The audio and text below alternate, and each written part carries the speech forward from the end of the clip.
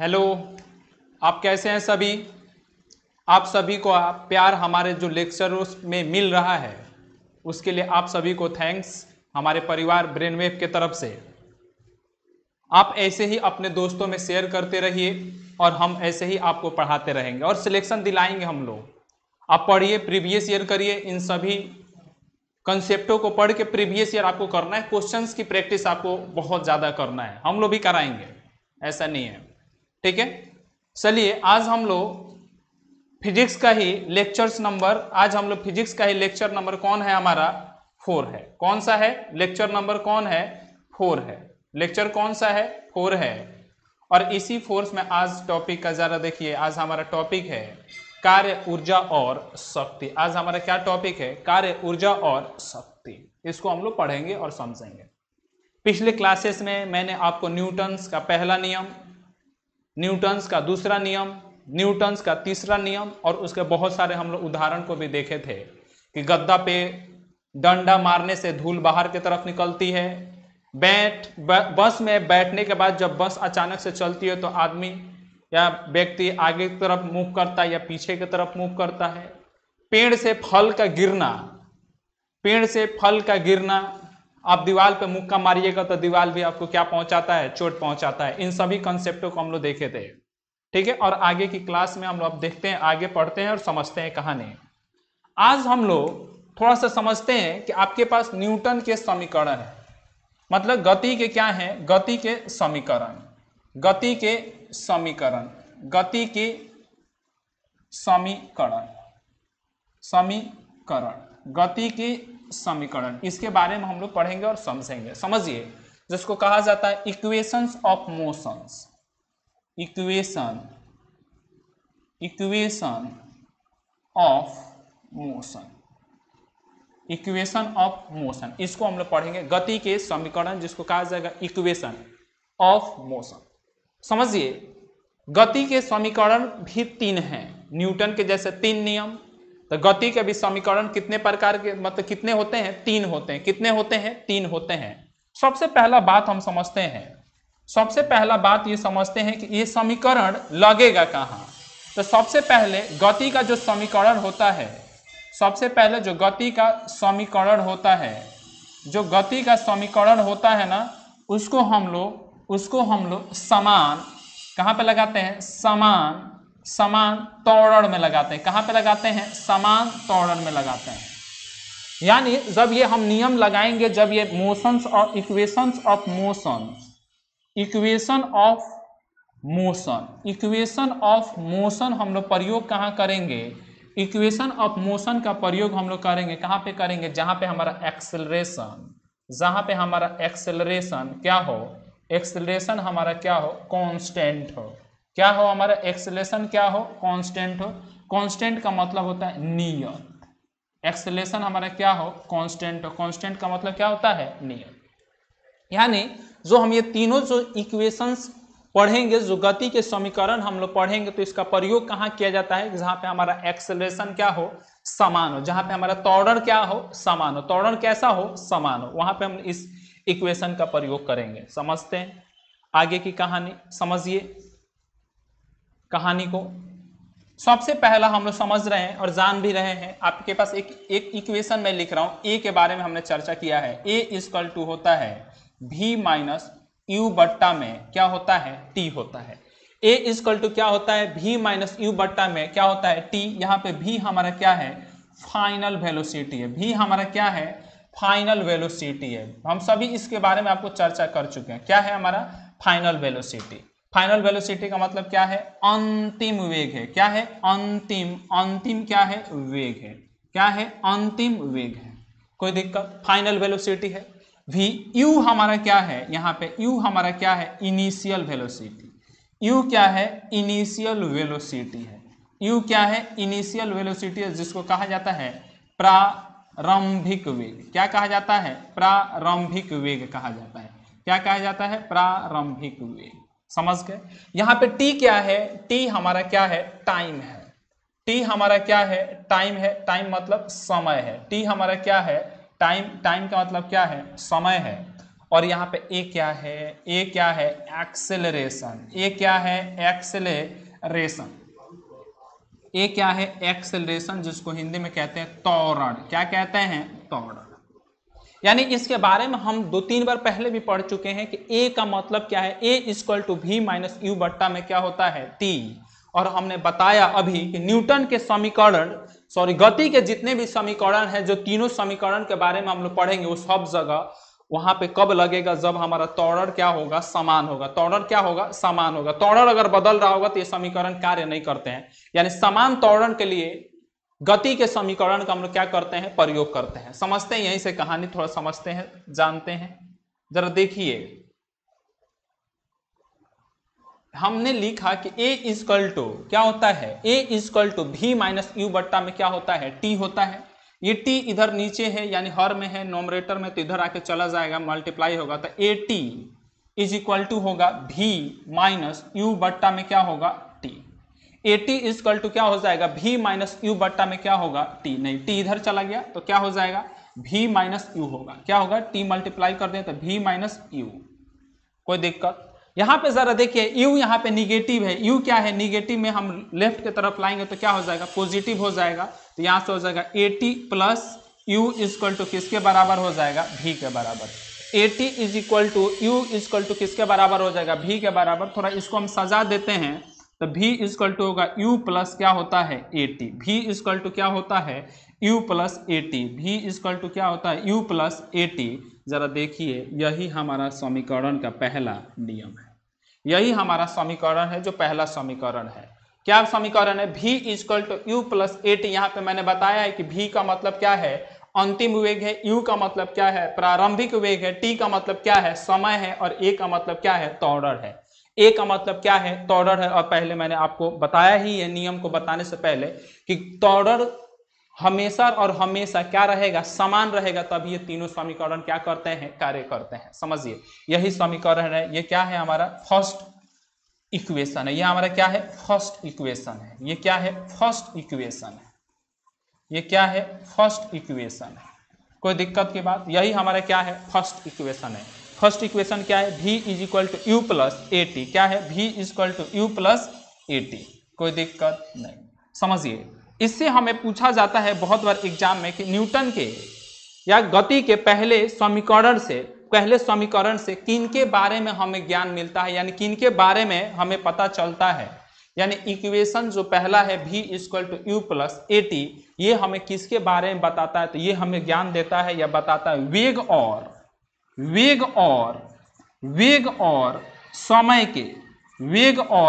समय के बीच के संबंध को बताता है या दर्शाता है। संबंध को क्या करता है, बताता है। यानी ये इक्वेशन जो हमारा पहला है, जो समीकरण पहला है, ये किसके बारे में रिलेशन या संबंध को दर्शाता है, वेग और समय के बीच के संबंध को हम कहां से प्राप्त करते हैं, समीकरण है जो जिसको कहा जाता है गति का पहला समीकरण। क्या कहा जाता है, गति का पहला समीकरण से हमें मालूम चलता है वेग और समय के बीच के संबंध के बारे में। वेग और समय के बीच के संबंध के बारे में कुछ लड़के जो कमेंट में थे या हम लोग को फोन भी किए थे कि सर स्क्रीनशॉट ले लेने दीजिएगा। हाँ, तो आप स्क्रीनशॉट, जैसे ही स्लाइड बढ़ेगा हम थोड़ी देर के लिए क्या करेंगे, हटेंगे, आपको स्क्रीनशॉट ले लेना है। यानी स्क्रीनशॉट ले लीजिए, फिर हम आपको आगे कहानी बताते हैं।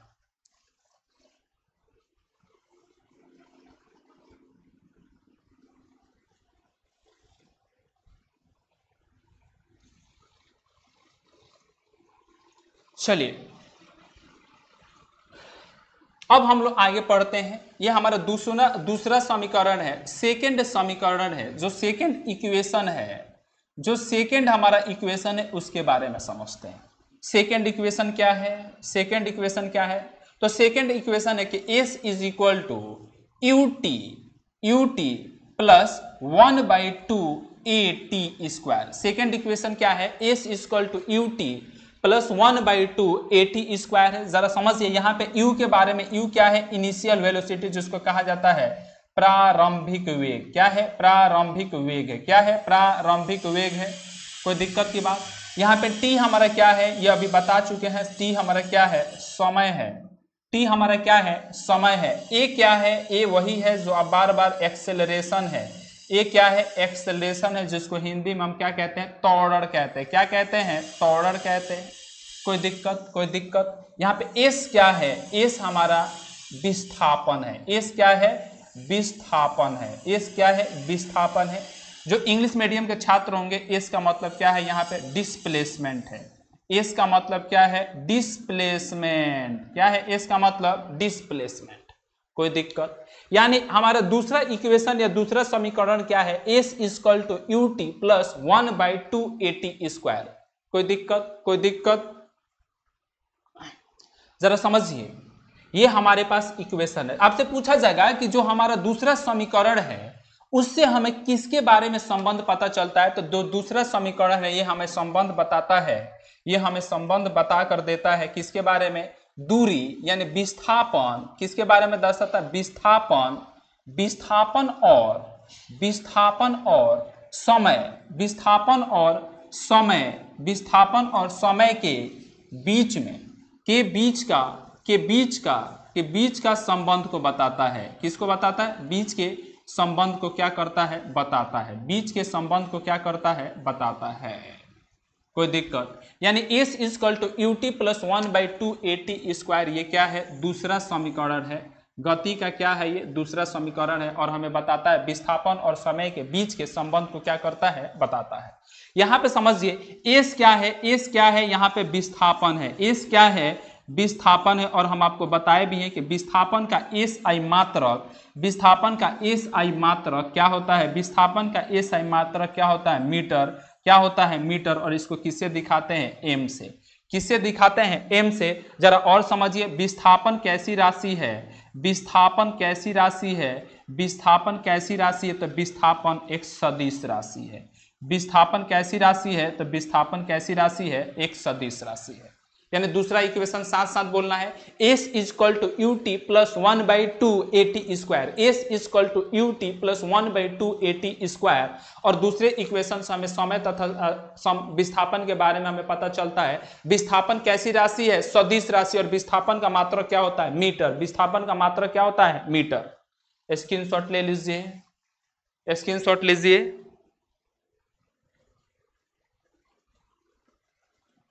अभी हम लोग थर्ड इक्वेशन पढ़ रहे हैं, ले लिए होंगे स्क्रीनशॉट। समझिए, थर्ड जो इक्वेशन है गति के या समीकरण है, जो गति का तीसरा समीकरण है, जो थर्ड इक्वेशन है, जो थर्ड इक्वेशन है उसके बारे में समझते हैं।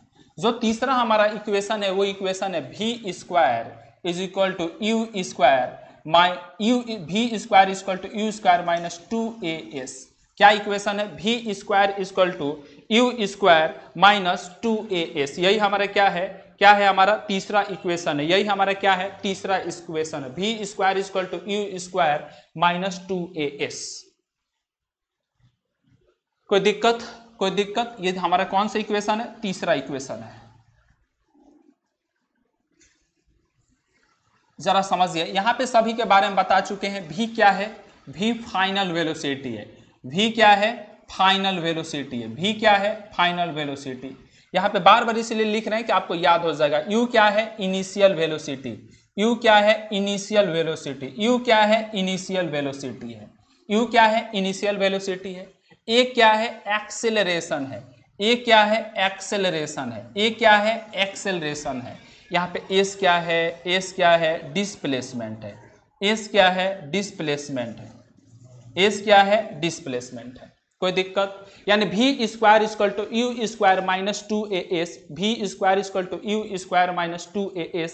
यानी s क्या है, यहाँ पे डिस्प्लेसमेंट है। और आपसे पूछा जाएगा जो न्यूटन का तीसरा नियम है वो किसके किसके बारे में हमें चर्चा बताता है, यानी ये हमें इक्वेशन किसके बारे में बताता है, तो ये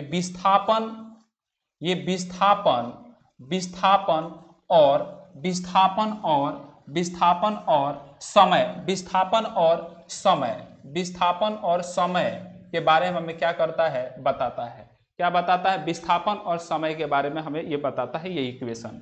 कोई दिक्कत, कोई दिक्कत, कोई दिक्कत। समझिए यहाँ पे जरा बात को समझिए। यह विस्थापन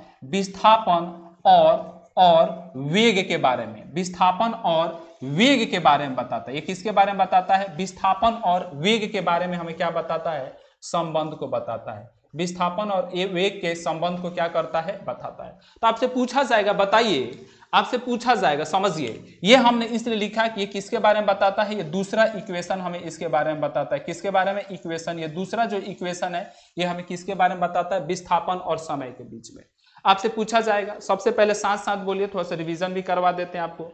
अपने पास डिजिटल है तो क्या दिक्कत है? अपने पास पहला इक्वेशन क्या है? v equal to u plus a t. साथ साथ बोलिए, v equal to u plus a t. यह हमें वेग और समय के बीच के संबंध को बताता है। किसके संबंध में? वेग और समय के बीच के, समय और के बीच में क्या बताता है? संबंध बताता है। दूसरा इक्वेशन की तरफ चलते हैं।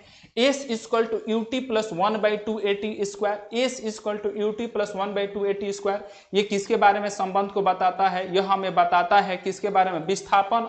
हमें यहाँ पे बताया कि ये कैसी राशि है? सदिश राशि। विस्थापन और समय के बीच के संबंध को कौन बताता है? s equal to u t plus 1/2 a t square. जरा समझिए, यहाँ पे हमने इसलिए लिखा है कि आपको कंफ्यूजन हो जाएगा। विस्थापन और समय के बीच का संबंध कौन बताता है? इक्वेशन दूसरा बताता है। यह हमें तीसरा इक्वेशन है जो v square equal to u square minus 2as, ये किसके बारे में बताता है? विस्थापन और वेग के संबंध को बताता है। विस्थापन और वेग के संबंध में हमें कौन इक्वेशन बताता है? v square equal to u square minus 2as। कोई दिक्कत नहीं, समझिए। यहीं पे हम थोड़ा सा आपको बताते हैं कुछ जो टर्म आते हैं जो हमको न्यूमेरिकल सॉल्व करने के दौरान कार्य में आते हैं। कुछ जो टर्म है जो हम न्यूमेरिकल सॉल्व करने के समय क्या करेंगे? प्रयोग करेंगे। समझिए, कभी कभी पूछता है कि हमारा जो भी वस्तु है, कोई भी वस्तु किस अवस्था से चलना स्टार्ट किया है? विराम अवस्था से। किस अवस्था से चलना चालू किया है? विराम अवस्था से क्या किया है? स्टार्ट किया है। क्या किया है? स्टार्ट किया है। इसका मतलब, विराम का मतलब जो u होता है ना, वो किसके बराबर लेना है? 0 के बराबर। ये आपका बहुत तगड़ा कंसेप्ट है। क्वेश्चन में लिखा रहेगा कि कोई वस्तु विराम अवस्था से क्या करना चलता है? शुरू करता है अब चलना। इसका मतलब u कितने के बराबर है? 0 के बराबर। u कितने के बराबर है? 0 के बराबर। एक बात और लिखा रहेगा कि गतिशील वस्तु पे, गतिशील जो वस्तु है उसको ब्रेक लगाकर, जो गतिशील वस्तु है उस पर क्या लगाए हैं? ब्रेक। क्या लगाए हैं? ब्रेक। और ब्रेक लगाकर उसको हम लोग क्या कर दिए हैं? रोक दिए हैं। क्या कर दिए हैं? रोक दिए हैं। इसका मतलब क्वेश्चन में हमको लेना है v इक्वल टू 0 के बराबर। जब भी किसी गतिशील वस्तु को कहे कि रोका गया है तो उसका मतलब v कितने के बराबर? 0 के बराबर। जब भी कहे कि हम वस्तु विराम अवस्था से, या कोई भी कार, कोई भी मोटरसाइकिल, साइकिल, कुछ भी विराम अवस्था से चालू किया है चलना, इसका मतलब u कितने के बराबर है? 0। ये दोनों ध्यान रखना है, तभी आपका न्यूमेरिकल बनेगा। क्योंकि बार बार बोलता है कि वस्तु विराम अवस्था से शुरू किया है, वस्तु गतिशील थी लेकिन उसको रोका गया है ब्रेक लगाकर, इसका मतलब v कितने के बराबर है? 0 के बराबर। स्क्रीनशॉट ले लीजिए।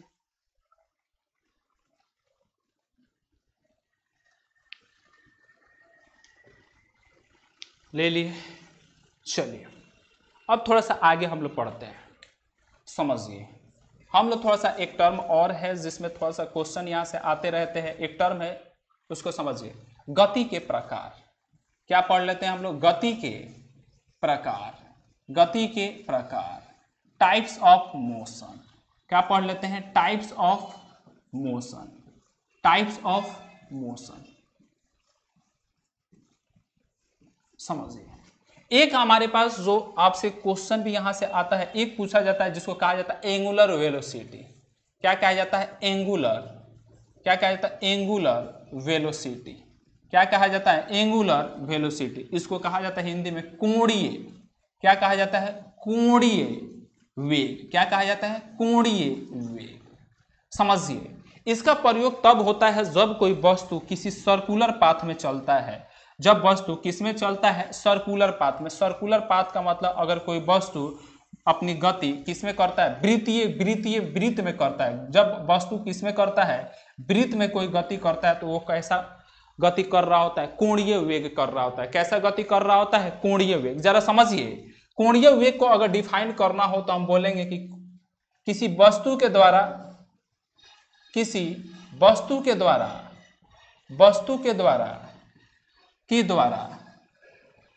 कोणीय, किसी वस्तु के द्वारा वृत्त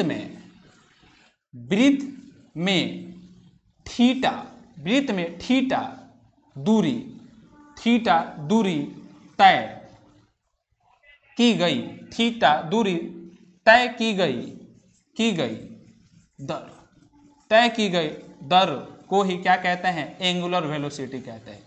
क्या कहते हैं, एंगुलर वेलोसिटी कहते हैं। क्या कहते हैं, एंगुलर वेलोसिटी कहते हैं। कोई दिक्कत? और इसको जानते हैं, इसको ओमेगा से लिखा जाता है। इसको किससे लिखा जाता है, ओमेगा, ऐसे डब्ल्यू। क्या कहा जाता है, ओमेगा, डब्ल्यू से। किससे लिखा जाता है, ओमेगा से लिखा जाता है। किससे लिखा जाता है, ओमेगा से।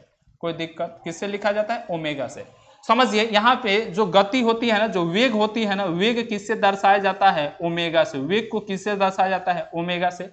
और जो तय की गई दूरी होती है, तय की गई दूरी होती है, जो तय की गई दूरी होती है या विस्थापन होता है, तय की गई दूरी को किससे दिखाते हैं, थीटा से। किससे दिखाते हैं, थीटा से। और जरा समझिए समय को, वही समय को किससे लिखते हैं, टी से। समय को किससे लिखते हैं, टी से। यानी जो उधर हमारा विस्थापन एस से दर्शाते थे, यहाँ पे कोणीय वेग में किससे दिखाएंगे, थीटा से। विस्थापन को या दूरी को किससे दिखाएंगे, थीटा से। हमारे पास वेग को किससे लिखते हैं, ओमेगा से। और समय को किससे लिखते हैं, टी से। यहाँ से एक कॉन्सेप्ट निकल कर आता है। आपसे पूछा जाएगा कि बताइए, आपसे पूछा जाएगा बताइए कि चाल क्या होगा या कोणीय वेग क्या होगा जब वस्तु गति कर रही है इसमें, यानी ओमेगा। तो ओमेगा इक्वल टू होता है theta by t. Omega equal to क्या होता है, theta by t. Omega equal to क्या होता है, थीटा बाई टी। ये हमारा क्या है, टी है। एक जगह और लिखा रहेगा, जरा समझिए। पाई का मतलब क्या होता है, 180 डिग्री। पाई का मतलब क्या होता है, 180 डिग्री। अगर कोई वस्तु पूरा एक चक्कर अगर मार दे, और कोई वस्तु पूरा एक चक्कर मार दे, इसका मतलब क्या होता है कि एक चक्कर मारना मतलब कितना डिग्री घूम जाना, 360 डिग्री। पूरा एक चक्कर मतलब कंप्लीट एक चक्कर, कंप्लीट एक चक्कर अगर करेगा, वो कंप्लीट एक चक्कर करेगा, इसका मतलब वो कितना डिग्री घूम गया, 360। और जरा समझिए 180 इंटू में 2 कर देंगे तो कितना आ जाता है, 360। और पाई का मतलब कितना होता है, 180। तो पाई इंटू में टी लिख देंगे तो कितना डिग्री हो जाता है, 360 डिग्री। यानी 360 डिग्री की जगह पे कितने के बराबर लिखा रहता है, 2 पाई। ये भी थोड़ा सा आपको ध्यान रखना है। बहुत सारे बच्चे नहीं समझ पाते होंगे कि 360 डिग्री की जगह पे क्या लिखा जाता है, 2 पाई। यहाँ पे हमने लिखा कि पाई इक्वल टू कितने के बराबर है, 180 के बराबर है। इसका मतलब 360 डिग्री को हम कितने के बराबर लिख देंगे, 2 पाई के बराबर। कितने के बराबर लिख देंगे, 2 पाई के बराबर। अगर कभी क्वेश्चन में पूछता है कि एक वस्तु कोणीय वेग करते हुए पूरा चक्कर मार दिया तो उसका चाल निकालना होगा, तो क्या लिखते हैं, 2 पाई बटा में क्या लिखते हैं, टी लिखते हैं। क्या लिखते हैं, 2 पाई बट्टा में टी। ये तो दोनों फॉर्मूला आपको क्या रखना है, ध्यान रखना है। ओमेगा इज इक्वल टू क्या होता है, थीटा बट्टा में टी। ओमेगा इक्वल टू क्या होता है, 2 पाई बट्टा में क्या होता है, टी। इन दोनों बातों को ध्यान रखना है जब कोई वस्तु वृत्तीय आकार या वृत्तीय पथ पर क्या कर रही होती है, चल रही होती है, उस समय इसको क्या करना रहता है, ओमेगा फॉर्मूला यूज करते हैं। ओमेगा इक्वल टू थीटा बट्टा टी, ओमेगा इक्वल टू 2 पाई बट्टा में टी। स्क्रीनशॉट ले लीजिए, स्क्रीनशॉट ले लीजिए। अच्छा एक बात जरा समझिए, अभी थोड़ा देर रुकिए। अगर हम आपको ऐसा लिखते हैं, अगर आपको ऐसा लिख दें, एक ही बार यहीं पे बता देते हैं कि ओमेगा 2 पाई की जगह पर 360 भी लिख सकते हैं, तो ऐसा भी लिख के आता है डिग्री में। ओमेगा इक्वल टू 360 बट्टा में टी भी लिख देगा। ये तीनों क्या रखना है, फॉर्मूला आपको ध्यान रखना है। ओमेगा इक्वल टू थीटा बट्टा में टी, ओमेगा इक्वल टू 2 पाई बट्टा में टी, ओमेगा इक्वल टू 360 बट्टा में टी। अब लीजिए स्क्रीनशॉट।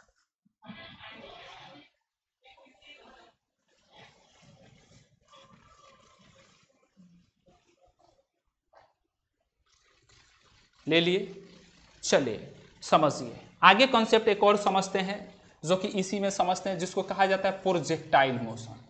क्या कहा जाता है, प्रोजेक्टाइल मोशन। क्या कहा जाता है, प्रोजेक्टाइल मोशन। ये बाइलिंगुअल क्लास है, हिंदी इंग्लिश दोनों में जो बच्चे तैयारी करते होंगे उनके लिए कोई दिक्कत की बात नहीं होगी। प्रोजेक्टाइल मोशन, इसको कहा जाता है हिंदी में प्रक्षेप्य गति। क्या कहा जाता है, प्रक्षेप्य। क्या कहा जाता है, प्रक्षेप्य गति। क्या कहा जाता है, प्रक्षेप्य गति। प्रोजेक्टाइल मोशन किसको कहते हैं उसको समझते हैं। पहले डिफिनीशन लिखते हैं, डिफिनीशन समझ में आ जाएगा तो कहानी समझ में आ जाएगा। जरा समझिए, पहले ग्राफ से हम लोग समझ लेते हैं, डायग्राम। ये हमारे पास ये क्या है, समतल है, जिसको कहते हैं क्षैतिज। क्या कहते हैं, क्षैतिज। जरा समझिए, यहां से अगर कोई वस्तु को किसी एंगल पे क्या किया जाए, फेंका जाए, यहाँ से अगर किसी वस्तु को किसी एंगल पे फेंका जाए तो ऐसा वो दूरी क्या करता है, जाता है। आप समझ पा रहे हैं कब फेंकते हैं? अरे बॉल लो ना, क्रिकेट बॉल लो, ऐसे करके क्या करो, फेंको। क्रिकेट बॉल लो, ऐसे करके फेंको। देखिएगा कि आपके हाथ से आपके जो कान होते हैं उससे ऐसा कोण बना के वो जाता है, फिर ऐसे आगे चलकर गिर जाता है। क्या करता है, कोण ऐसे बनाकर जाता है और आगे चलकर क्या कर जाता है, गिर जाता है। वही कहानी है। यानी ज़्यादा समझिए, प्रोजेक्टाइल मोशन का यही डायग्राम है, यही हमारा क्या है, डायग्राम है। यानी किसी वस्तु को पृथ्वी से, पृथ्वी जिसको क्षैतिज बोलते हैं या समतल बोलते हैं, जब किसी वस्तु को किसी पृथ्वी या किसी क्षैतिज से क्या किया जाता है, ऊपर फेंका जाता है तो कुछ कोण पे फेंका जाता है। क्या किया जाता है, कुछ कोण पे फेंका जाता है। यानी यहां से अगर फेंका गया तो क्या किया गया, कुछ कोण से। और किससे फेंका गया है, यू चाल से फेंका गया है। किससे फेंका गया है, यू से। तो वस्तु ऐसा ही गति करता है और आगे चलकर क्या करता है, गिरता है। क्या करता है, गिरता है। और यही प्रोजेक्टाइल मोशन का क्या है, डिफिनीशन है कि जब किसी वस्तु को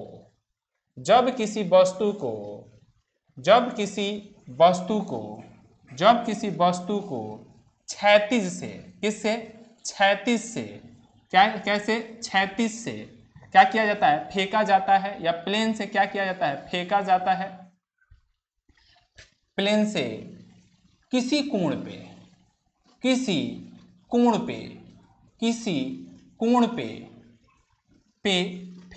किसी कोण पे फेंका जाता है, फेंका जाता है, उस समय वो वस्तु किस गति में होती है, प्रक्षेप्य कोण से, कोण पे फेंका जाता है, फेंका जाता है, फेंका जाता है। और इसी गति को प्रक्षेप्य गति कहते हैं। क्या कहते हैं, प्रक्षेप्य गति कहते हैं। क्या कहते हैं, प्रक्षेप्य गति कहते हैं। समझ पाए क्या, क्या समझ पाए क्या, क्या कहते हैं, प्रक्षेप्य गति कहते हैं। जब किसी वस्तु को पृथ्वी के समतल से किसी कोण पर फेंका जाता है तो वैसे गति को कौन सा गति कहते हैं, प्रक्षेप्य गति कहते हैं। कौन सा गति कहते हैं, प्रक्षेप्य गति कहते हैं। जरा समझिए, इस फिगर को हम लोग समझते हैं और देखते हैं। इस समय क्या हो रहा है कि वस्तु कुछ ऊंचाई पे जा रहा है, वस्तु कुछ ऊंचाई पे जा रहा है और पृथ्वी पर भी कुछ दूरी तय कर रहा है। ये क्या है, इसकी ऊंचाई है। ये क्या है, इसकी हाइट है। ये क्या है, इसकी हाइट है। क्या है, ऊंचाई है ना। ये क्या है, ऊंचाई है। ये क्या है, ऊंचाई है। और ये क्या है, हमारा दूरी है। क्या है, ये दूरी है, जिसको यहाँ पर रेंज बोलते हैं। क्या बोलते हैं, रेंज बोलते हैं। इसमें दूरी को क्या बोला जाता है, रेंज बोलते हैं। तो जरा समझिए, वस्तु को फेंकने वक्त, जब वस्तु को हम इस कोण पे फेंकते हैं ना, तो वस्तु ऊपर जाता है और फिर आगे चलकर नीचे गिरता है। उस समय, जाते समय जरा देखिए, ऊंचाई भी तय कर रहा होता है। ऊंचाई भी क्या कर रहा होता है, तय कर रहा होता है। और दूरी भी तय कर रहा होता है। इसका मतलब इसमें दो दिशाओं में परिवर्तन देखने को मिलती है। कितने दिशाओं में परिवर्तन देखने को मिलती है, दो दिशाओं में परिवर्तन देखने को मिलती है। ऊंचाई तथा ऊंचाई के साथ साथ किस में, रेंज में। ऊंचाई तथा रेंज दोनों में एक साथ क्या देखने को मिलता है, दोनों में एक साथ क्या देखता है, एक साथ क्या मिलता है, दोनों में एक साथ क्या होता है, परिवर्तन होता है। दोनों में एक साथ क्या होता है, परिवर्तन होता है। इसीलिए इसको कौन सा मोशन बोलते हैं, टू डायमेंशनल मोशन बोलते हैं। क्या बोलते हैं, टू डायमेंशनल मोशन। क्या बोलते हैं, टू डायमेंशनल मोशन, 2D, इसको लिखा रहता है 2D मोशन। क्या बोलते हैं, 2D मोशन बोलते हैं। बात समझ में आया क्या, टू डायमेंशनल मोशन क्यों बोलते हैं। ऊंचाई के साथ साथ रेंज में भी क्या देखने को मिलता है, परिवर्तन देखने को मिलता है। इसीलिए हम क्या बोलते हैं, 2D मोशन बोलते हैं। क्या बोलते हैं, 2D मोशन। स्क्रीनशॉट ले लीजिए, स्क्रीनशॉट ले लीजिए।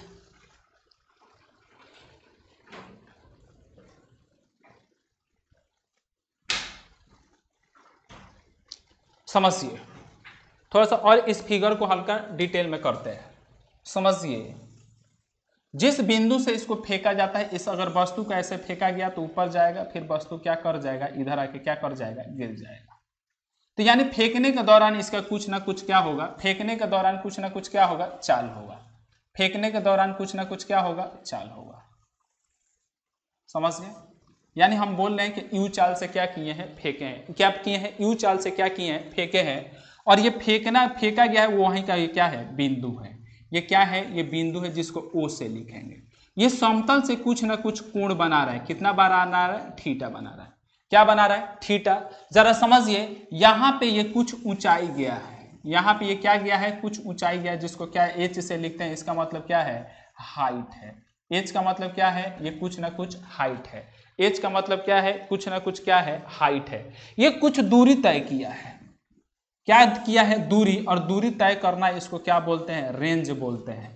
क्या बोलते हैं इसको, रेंज बोलते हैं। हिंदी में इसको क्या बोलते हैं, परास बोलते हैं। हिंदी में इसको क्या बोलते हैं, परास बोलते हैं। रेंज को प्रोजेक्टाइल मोशन में क्या बोलते हैं, परास बोलते हैं। क्या बोलते हैं, परास। यहाँ पे जरा बात को समझिए, जब ये ऊंचाई पे होगा तो जी लगेगा क्या, नीचे की तरफ जी लगेगा क्या, तो हाँ इस वस्तु पे क्या लगता है, जी लगता है। इन बातों को समझते हैं। वो हमारी बिंदु है जिस बिंदु पर फेंका गया, तो इसी को बोलते हैं प्रक्षेप्य बिंदु। क्या बोलते हैं, प्रक्षेप्य, क्षेप्य बिंदु इसको बोलते हैं। जिस बिंदु से उसको फेंका जाता है उसी को क्या बोलते हैं, प्रक्षेप्य बिंदु। ये कुछ क्षैतिज से, पृथ्वी के समतल से कुछ कोण बनाए जिसको प्रक्षेप्य, थीटा को क्या बोलते हैं, प्रक्षेप्य कोण बोलते हैं। थीटा को क्या बोलते हैं, प्रक्षेप्य कोण बोलते हैं। थीटा को क्या बोलते हैं, प्रक्षेप्य कोण। यहाँ पे हमारा यू है, सब नोमेनक्लेचर अभी है तो उसको समझते हैं। यू को क्या बोलते हैं, प्रारंभिक वेग बोलते हैं। यू को क्या बोलते हैं, प्रारंभिक वेग बोलते हैं। यू को क्या बोलते हैं, प्रारंभिक वेग। यहाँ पे जो एच है ना बच्चों, जो एच है ना उसको क्या बोलते हैं, महत्तम ऊंचाई बोलते हैं। क्या बोलते हैं, महत्तम क्या बोलते हैं, ऊंचाई बोलते हैं। क्या बोलते हैं, महत्तम क्या बोलते हैं, ऊंचाई बोलते हैं। कोई दिक्कत। जो जी है ना, जो जी है ना, इसको ग्रेविटेशनल फोर्स बोलते हैं या इसी को बोलते हैं गुरुत्व बल। क्या बोलते हैं, गुरुत्व या गुरुत्व बल बोलते हैं। जी, जिसका वैल्यू होता है कितने का बराबर, 9.8 मीटर पर सेकेंड। एक चैप्टर ही है जिसको बोलते हैं ग्रेविटेशन, हम लोग आगे जस्ट पढ़ेंगे अगले क्लासेस में। यानी यहाँ पे रेंज है ना, यानी तय की गई दूरी, इसको क्या बोलते हैं, रेंज। इसको हम लोग क्या बोलते हैं, इसको आर है ना, जो आर है ना इसको क्या बोलते हैं, रेंज बोलते हैं। क्या बोलते हैं, रेंज। इसको बोलते हैं परास। क्या बोलते हैं, परास। क्या बोलते हैं, परास। समझिए ये सारी कहानियां। एक टर्म यूज होगा जिसको बोलते हैं टाइम। क्या बोलते हैं, टी। क्या बोलते हैं, टाइम, जिसको बोला जाता है समय। क्या बोला जाता है, समय। ये सारी बातें हैं, इनको अभी और डिटेल में हम समझेंगे। अपने पास ओ क्या है, प्रक्षेप्य बिंदु। थीटा क्या है, प्रक्षेप्य कोण। यू क्या है, प्रारंभिक वेग। एच क्या है, महत्तम ऊंचाई। जी क्या है, गुरुत्व बल जिस पृथ्वी के द्वारा लगाया जाता है। आर क्या है, परास है। आर क्या है, परास है। ये 100 है। आर क्या है, परास है। क्या है, परास है। आर क्या है, परास है। टी क्या है, समय है। टी क्या है, समय है। समझते हैं आर का मतलब क्या होता है, समझिए। अभी हम तीनों टर्म को जानते हैं और फॉर्मूला भी इसको क्या करेंगे, समझेंगे। सबसे पहले जब हम किसी वस्तु को जब ऊपर फेंकेंगे ना, तो कुछ देर तक ये क्या रहेगा, हवा में रहेगा। कुछ देर तक क्या रहेगा, हवा में रहेगा। और जितना देर तक हवा रहता है उसी को हम लोग क्या बोलते हैं, टाइम बोलते हैं। टाइम ऑफ क्या बोलते हैं, टाइम ऑफ क्या बोलते हैं, इसको बोलते हैं टाइम ऑफ फ्लाइट। क्या बोलते हैं, टाइम ऑफ फ्लाइट। क्या बोलेंगे इसको, टाइम ऑफ फ्लाइट। क्या बोलते हैं, टाइम ऑफ फ्लाइट। यानी वस्तु जितनी देर वस्तु जितना देर हवा में रहता है, जितना देर हवा में रहता है या पृथ्वी से ऊपर रहता है, हवा में रहता है, उसे ही क्या बोलते हैं, रहता है, उसे ही क्या बोलते हैं, टाइम ऑफ फ्लाइट बोलते हैं। क्या बोलते हैं, टाइम ऑफ फ्लाइट। और इसी का एक फॉर्मूला होता है T is equal to 2u sine theta बट्टा में क्या होता है, जी। टी हमारा क्या होता है, आपसे पूछेगा कि टाइम ऑफ फ्लाइट क्या है। टाइम ऑफ फ्लाइट क्या है, उड्डयन समय। हिंदी में टाइम ऑफ फ्लाइट को क्या बोलते हैं, उड्डयन समय। क्या बोलते हैं, उड्डयन समय। क्या बोलते हैं, उड्डयन समय बोलते हैं। क्या बोलते हैं, उड्डयन समय। आपसे पूछा जाएगा कि वस्तु का उड्डयन समय बता दीजिए, तो T इज इक्वल टू होता है 2u साइन थीटा बट्टा में जी। क्या होता है, T is equal to 2u sine theta में बट्टा में जी। इसको लिख लीजिए, लिख क्या लीजिए, स्क्रीनशॉट ले लीजिए, स्क्रीनशॉट ले लीजिए, स्क्रीनशॉट ले लीजिए। चलिए हम लोग समझते हैं एक टर्म है जिसको कहा जाता है रेंज। अभी हमने आपको नाम लिया था ना, ये क्या है हमारा, रेंज है। आर क्या है हमारा, आर से इसको किससे दिखाते हैं, आर।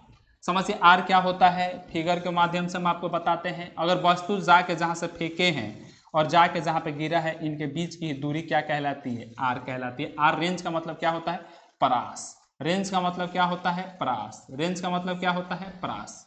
कोई दिक्कत, इसको थोड़ा सा बढ़िया से लिख दे रहा, नहीं तो तुम लोग कुछ और लिख देगा। आर का मतलब क्या होता है, परास। कोई दिक्कत, आर का मतलब क्या होता है, परास। समझिए आर होता क्या है, इसको समझते हैं। आर होता क्या है, इसको समझते हैं।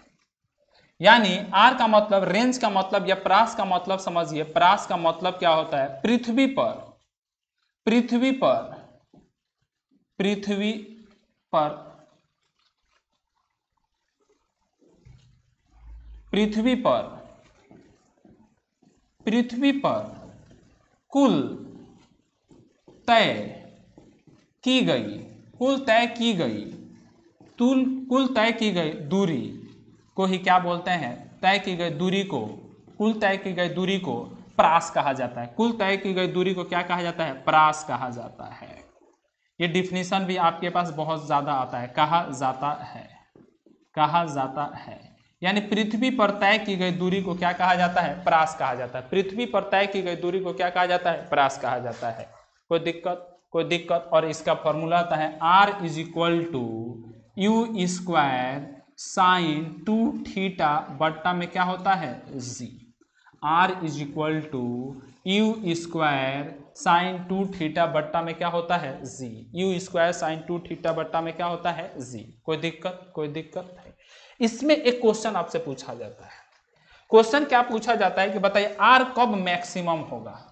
आपसे पूछा जाएगा कि आर कब मैक्सिमम होगा, तो अभी मैंने बताया कि आर इक्वल टू क्या होता है, यू स्क्वायर साइन 2 थीटा बट्टा में क्या होता है, जी।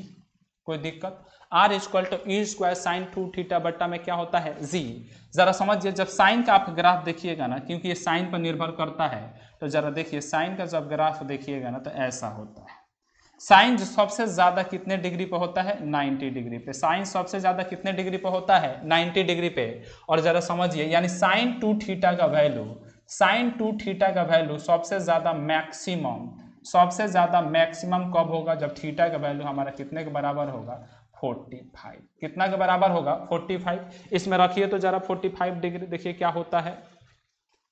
यानी हम जैसे ही रखेंगे आर में, r equal to u square sine 2 into में कितना रख देंगे, 40 डिग्री जैसे ही रखेंगे, बट्टा में क्या होता है, जी। तो यहाँ से हमारा रिजल्ट निकल के आता है आर स्क्वायर साइन, अब 45 दूना कितना होगा, 90। 45 दूना कितना हुआ, 90, बट्टा में क्या होता है, जी। आर स्क्वायर नहीं, यहाँ पे यू स्क्वायर है। क्या है हमारा, यू स्क्वायर। यू स्क्वायर ये साइन है, यू स्क्वायर क्या है, साइन है। तो यानी साइन थीटा कितने के बराबर, 90 के बराबर, तो आर मैक्सिमम होता है यू स्क्वायर बट्टा में जी। यानी आर मैक्स, आर मैक्स कितने के बराबर होता है, यू स्क्वायर बट्टा में कितने के बराबर होता है, जी के बराबर। इसको आपको ध्यान रखना है, क्योंकि आपसे दो बातें यहां से पूछा जाएगा कि बताइए आर सबसे ज्यादा कब होगा, आर सबसे ज्यादा कब होगा, जब थीटा हमारा कितने के बराबर होगा, 45 डिग्री। यानी प्रास सबसे ज्यादा कब होगा, जब हमारा कोण कितने पे फेंकेंगे, 45 डिग्री पर। जब हम पृथ्वी से 45 डिग्री या समतल से, हॉरिजॉन्टल से 45 डिग्री पर फेंकेंगे, तो सबसे ज्यादा दूर जाकर कोई वस्तु क्या करेगी, गिरेगी। स्क्रीनशॉट ले लीजिए।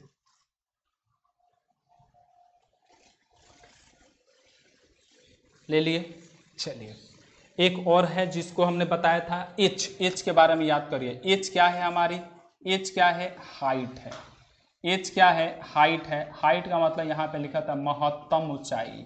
कौन है, महत्तम ऊंचाई है। क्या है, महत्तम ऊंचाई, एच, जिसको मैक्सिमम हाइट। समझिए एच किसको बोलता है, जब पृथ्वी से आप किसी वस्तु को ऊपर की तरफ ऐसे फेंकिएगा ना, तो यही हमारा क्या कहलाता है, एच कहलाता है। जो सबसे ज्यादा ऊपर तक जब वस्तु जाती है ना, वही क्या कहलाता है, एच कहलाता है। क्या कहलाता है, एच कहलाता है। यानी इसका मतलब क्या है कि प्रक्षेप्य गति के दौरान, प्रक्षेप्य, प्रक्षेप्य गति के दौरान, गति के दौरान, प्रक्षेप्य गति के दौरान, प्रक्षेप्य गति के दौरान, प्रक्षेप्य गति के दौरान सबसे महत्तम, प्रक्षेप्य गति के दौरान महत्तम ऊंचाई, प्रक्षेप्य गति के दौरान महत्तम ऊंचाई,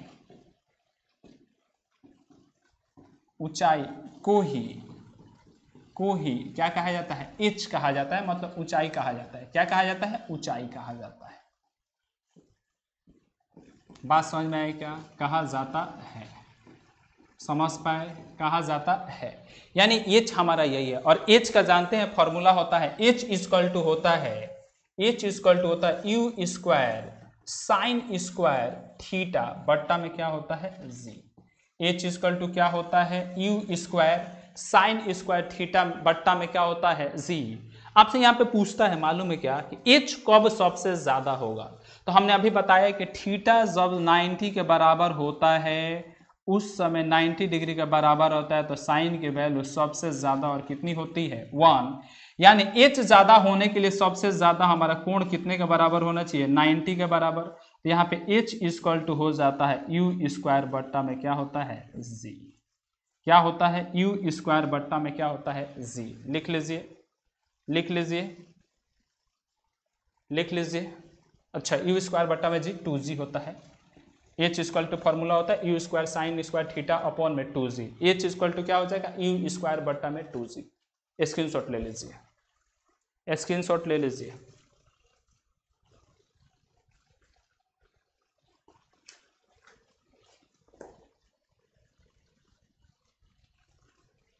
चलिए आज इतना ही रहने दिया जाए।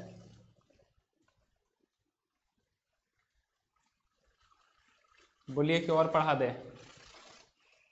चलिए आज इतना ही रहने देते हैं और अगले क्लासेस में हम लोग पढ़ेंगे कार्य ऊर्जा और शक्ति। हम लोग क्या पढ़ेंगे कार्य ऊर्जा और शक्ति। आपको समझ में आ रहा है तो अपने दोस्तों में ज़्यादा से ज़्यादा शेयर करिए और हाँ वादा है कि क्वेश्चन यहीं से आएगा। आप इसको बार बार वीडियो को देखिए और अपने दोस्तों में शेयर करिए। Thank you. आज के लिए इतना ही।